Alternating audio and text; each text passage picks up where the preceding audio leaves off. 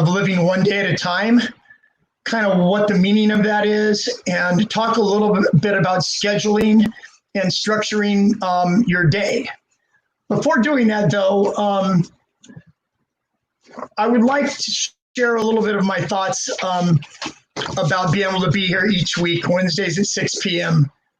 Last Thanksgiving, my brother Dave and his lovely wife, Leslie, over Thanksgiving dinner, Leslie tells me, she goes, you know what, Greg, she says, you know, there is a really big need for some of the people that I counsel and some of the people that are in our church for substance abuse recovery and substance abuse information.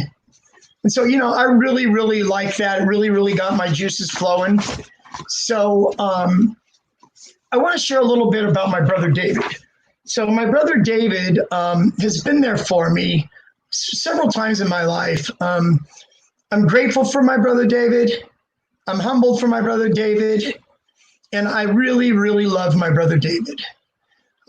He is always, my entire life, I started using in 1977. I started by smoking a joint, and it kind of took off from there. But whenever I got addicted, my brother David has always had, he's always loved me, but he's always had really, really appropriate boundaries with me. I guess you could say that my life really started to unravel when I started having legal problems. And in particular, in 1983, 1984, I ended up going to Nevada State Prison, finishing up a 5-year bit in the Nevada State Prison.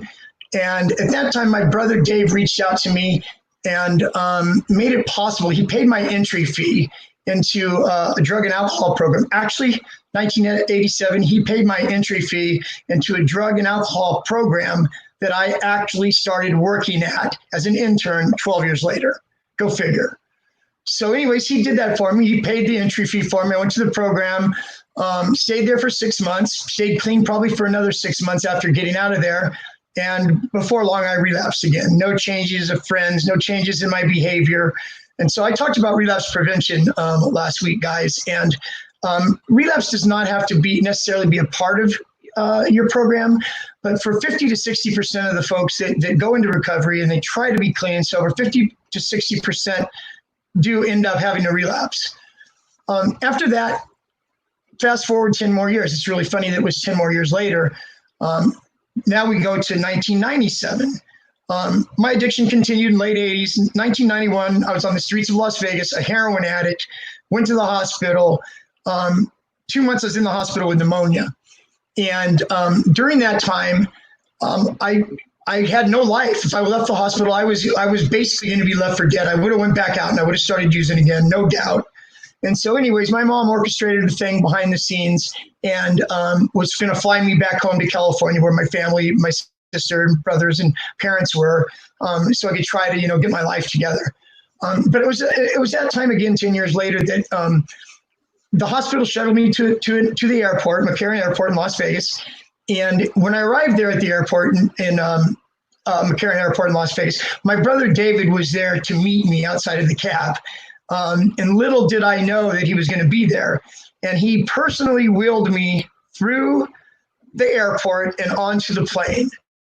And at that time, I really didn't know how serious of trouble I was in. Even weighing 124 pounds still didn't really register to me totally. And, now looking back to that time in 97, I would say I was probably 50-50 at best as far as that goes. So anyways, yeah, he did that for me. And so that's why I'm here. Excuse me. That's why I'm here. And that's why I come here each week, 6 p.m. David has given me a platform that I would be able to share. So hopefully you can get something out of this. Okay, what is meant by living one day at a time? It means to focus on the present moment and not to worry about the past or not to fear the future. So you're making a commitment to live one day at a time. And so there are things that go along with that commitment. You don't just say, I want to live one day at a time and just, not use drugs or alcohol. some people call that a dry drunk. So there's commitments that you have to make when you're living your life one day at a time, that you need to take, be proactive in changing, because recovery is about changing me one day at a time. That's what recovery is, changing me one day at a time. So keeping a positive attitude, taking on a problem, one problem at a time, being good to others, to work on my mental and physical health daily. One that I really like, and I do it to this day, and I don't share it because I don't do it to share it, but I'm going to share it anyways because of the value that it has to me and the way that it makes my heart feel when I start off each day. Do one random act of kindness each day for somebody that you don't know, whether it's picking up their coffee, paying for the coffee at 7-Eleven, if it's helping an old lady across the street, putting gas in somebody's car, older lady's car, anything. Use your imagination, and it's just a selfless act is what it is. Do a selfless act. Also, so anyways, besides that, you have to live and follow a daily structured plan, something that is grounded in recovery with different tasks, different activities that you would do as far as composing your day. So this is what I'm asking. I will make available, I'll talk to my brother, I'll make available on the site here within a couple of days. I'll make sure that it's available. It's a daily hourly schedule. So what it is it has, it starts at like 5 a.m. and it goes to 9 p.m. and it's segmented in hours. You can pull one of these off the computer yourself and end up filling it in. So what I do is the night before, day before, whenever it is, I'll sit down at night and I will structure out hour by hour what I want my day to look like. So I could stay on task, so I could have structure, especially for those in recovery, especially early in recovery. A lot of people will get clean, go into the hospital to detox, get clean, go into a residential recovery program. Those programs are hospital, inpatient treatment, and even outpatient treatment in a way. But there's outpatient treatment, there's still a lot of hours that are unaccounted for. So your plan, your daily plan is your structure, and it's very important. This is what should be on your plan. What I have in my plan, these are just suggestions. Okay, I want to say this too before moving on. Recovery is not for people who need it. Recovery is for people who want it. And hopefully I'm talking to some of the people that want it. And for those of you that need it and not are at the I want it stage right now, hopefully you can file this away, for later. Or if you're somebody, a loved one, you have a brother, a sister, a daughter, or a son, or a mate that is struggling with drugs or alcohol, maybe you could take some of this information and pass it on and maybe help your significant other take some steps to change their life. Every single person that decides to be clean and sober doesn't have to go to a inpatient program. They don't have to go to an outpatient program. Some people are all right just going to AA or NA. Not everybody's addiction is that strong, or like mine was. And for those of you that have been using for a while and trying to get clean, you would probably be aware of that as well. Okay, some of the daily activities that I have. First of all, I don't know if you're employed with a job, if you're going to school, if you have no structure in your life right now, a lot of free time. So obviously, if you're in that later category to where you're not working, you don't go to school, and you're just in your full-fledged drinking and using addiction every day, then put something in the comments if I'm talking about you. And I'm here every Wednesday, 6 p.m. Pacific time. I would love to be able to put something together for you and give you some suggestions on how to structure your day, and maybe talk to you about maybe getting into a program depending upon where your addiction is at the time.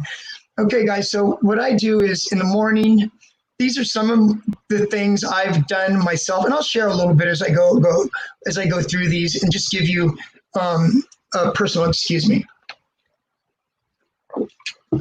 and just give you a little personal bent on what I did, what worked for me, but also taking into mind that what works for me might not necessarily work for you. But these are just these are suggestions, okay? Because remember, recovery is about changing me one day at a time. And how do I change me? I mean, I can't just say, oh, I don't want to drink or use anymore, and just have a daily schedule and go through it, and not have any kind of like recovery related activities or any kind of like self-improvement activities going on. You're not going to get a lot of growth there. Okay, so to start out with, I said you go from 5 to 8, whatever your schedule is like, whatever time you get up in the morning. Say you get up in the morning at 6 a.m. So maybe make a cup of coffee when you get up, and then from 6:15 to 6:45, spend that time reading some self-help literature, reading the Bible, doing some meditation, self-imagery, guided imagery, just some quiet time to start your day for the first 30 minutes. It can be longer if you like. It could be 45 minutes, an hour. It could be 15 minutes if that is all that you have. So make sure that there's 15 to 30 minutes of that quiet time for yourself. Also, you should put in your daily schedule some form of exercise, some form of moving your body, of moving your muscles, of breathing in and breathing out. And I say 30 minutes, at least 30 minutes plus. 30 minutes is okay, but an hour is better. 30 minutes is okay, but an hour is better. And I don't want the 30 minutes, lifting weights and all that. The 30 minutes needs to be breathing, sweating, in and out, aerobic exercise that gets you sweating a little bit, that gets you engaged in a little bit. And then you can throw the weights and stuff in there too. Okay, also, I would recommend that you put in 30 minutes plus. Hour would be better, 45 minutes would be better, but 30 minutes plus of reading. Reading is great for you. It's great for your mind. It engages your mind. Self-help stuff, AA stuff, spiritual stuff, Bible verses, whatever it is that you like to read, whatever it is that feeds you, whatever it is that you want to learn, read 30 plus minutes. I kill two birds with one stone a lot of the time in the past, where, I was training for a marathon. So I was actually on the elliptical or the treadmill 60 to 90 minutes. And I did a lot of my reading. on the treadmill. So anyways, there's that. So also, this is number one right here in your daily schedule. Even if you're employed and you're working 8 hours a day or going to school, you need to make time every day for one 12-step meeting. It could either be AA or it could be NA. AA is an hour, NA is an hour and a half. It reminds you who you are. It reminds you of where you're at in your life and your purpose, that I am a man or a woman in my recovery right now. And it's an integral part of this structured daily program for you. Along with it, immediately get a sponsor. I've worked in the field for 20 years, and I've had, there's been a requirement of people, in my group that they get a sponsor. And just talking to people in life that are in recovery that need to get a sponsor, you wouldn't believe 3, 4, 6 weeks on, I haven't found the person I like yet. I haven't found the right person yet that I really connect with. Listen, the very first thing that you need to do when you start going to meetings is you need to raise your hand. You need to tell them your name, how much clean time you have. And it's been highly recommended that I get a sponsor. You've heard the term temporary sponsor. It could be a temporary sponsor in the beginning, but get a sponsor. You need a sponsor, somebody to, that will walk beside you, somebody that will, help you and give you suggestions for all these feelings and emotions that start to come up for you when you're a week clean, 10 days clean. All these feelings and emotions are coming up now that we're stuffed down and we're frozen and medicated by whatever your drug of choice was. And when we stop using or drinking, we started feeling those feelings again, and it's okay to feel those feelings again, but you need somebody by your side. To get the immediate sponsor is a huge insurance policy, guys. So I highly recommend that. Along with the sponsor, I've had several talks already, if you've followed any of my Wednesday 6 p.m. shares, about 12-step programs and about the meaning of different facets of it and what are they for and what is a sponsor for. A good sponsor, what I would recommend to look for right away, like I'm telling you now, don't say I haven't seen the right sponsor in 4 or 5 weeks and that's why I haven't got one yet. Get one. So you listen to somebody talk and you see that you hear what they say. You hear that they've got several years in recovery, and they know a lot of people in the fellowship. People come up and talk to them after the meetings and all that. So you get a sponsor. What a sponsor is going to do now, guys, is sponsor is going to put you under his wing. He's going to introduce you around to all the people that he knows and other people in the meetings. He will go to a meeting or two with you a week. And so with the introducing you around and getting involved with AA and NA, probably for me, one of the biggest things, maybe the most important things with AA and NA is getting connected and getting to meet other people. And it's not uncommon at all to have a 6 p.m. meeting at night or 7:30 meeting at night, AA meeting. And so 8:30, you guys, the meeting's over, the Serenity Prayer, the meeting's over, and people stay around and talk, or they disperse their own different ways. So a lot of times folks will go out and they'll go and have dessert, they'll go have coffee in the morning, whatever time of the day it is, have lunch. And so get hooked up with that. Have your sponsor bring you along with that. You got 5 or 6 people there at one table. One person works at Starbucks, the other person's a lawyer, this other person owns his own class company, and this other person over here is homeless with the week clean.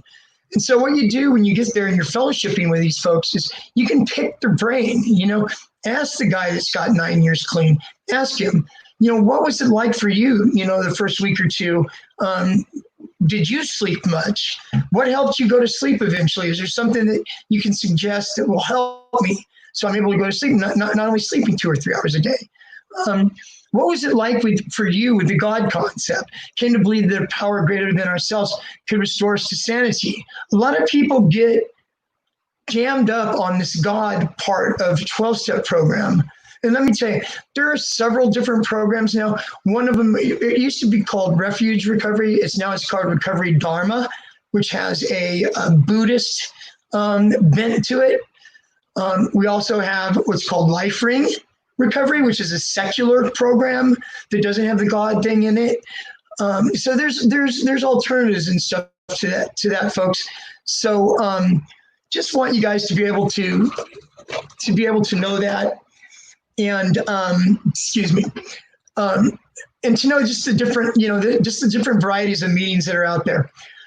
Okay, guys. So with doing 30 minutes of quiet time in the morning, 30 minutes plus of exercise, 30 minutes plus of reading, and attending at least one 12-step meeting a day. With the program that I work at, it was long-term, like 18-month program, and month 8 or 9, clients would go and they'd get a job where they're actually out on the outside working, and they would come home. They lived in what we call our satellite houses, inpatient treatment. And there was a few requirements of them then at that time. And one of it was to go to at least 3 12-step meetings a week. They also had 3 groups a week, to have a 12-step sponsor and have a clean and sober social activity. It wasn't uncommon for clients to finish out their program and move to what we call into aftercare, where they've completed the whole entire program. And part of their discharge plan, their aftercare plan, was to do 90 and 90. These are people that's got 18 months clean, by the way. So if you don't know the concept of 90 and 90, 90 and 90 it means I'm going to do 90 meetings in 90 days, because they have identified that as being really, really crucial and important to their ongoing recovery. So that is my take tonight on scheduling and one day at a time. I hope this was helpful for you. I'll make sure that I have my brother put up on the recovery link the daily, hourly schedule that I talked about. And in the meantime, go on the computer, print one out, and try it out and see how it goes. Okay, thanks for listening. I will see you guys here next Wednesday, 6 p.m. Pacific time. Thank you.